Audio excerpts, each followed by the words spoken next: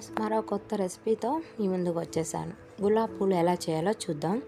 ముందుగా 1 కేజీ మైదా, 1 కేజీ బియ్యం పిండి, 3 షుగర్ వేసుకుని బాగా కలుపుకొని 7 అవర్స్ మినిమం 8 అవర్స్ నానబెట్టుకుని పక్కన పెట్టుకోవాలి. ఆ తర్వాత పొయ్యి వెలిగించి మూకుడు పెట్టి అందులో 1 కేజీ రిఫైన్డ్ ఆయిల్ వేసామండి. మినిమం దీనికి 2 కేజీస్ వరకు పట్టింది మాకైతే. మీరైతే పిండిని బట్టి ఆయిల్ తీసుకోవచ్చు.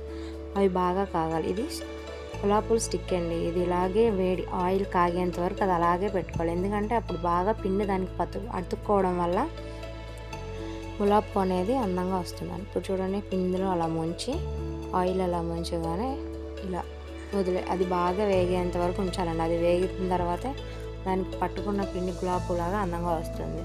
ఇది చిన్నపిల్లలకి ఈవినింగ్ టైంలో స్నాక్స్గా కానీ అలా షుగర్ వేసాం కాబట్టి స్వీట్గా ఉండటం వల్ల పిల్లలు కూడా ఇష్టంగా తింటారండి.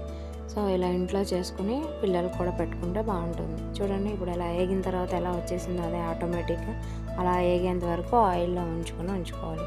ఇంకోటి కూడా చూద్దాం. అలాగ పిండిలో ముంచుకుని ఎంత గులాబ్ పూల స్టిక్ ఎంత వేడెక్కితే అంత బాగా వస్తాయండి. లేకపోతే సోత తీయాల్సి వచ్చింది.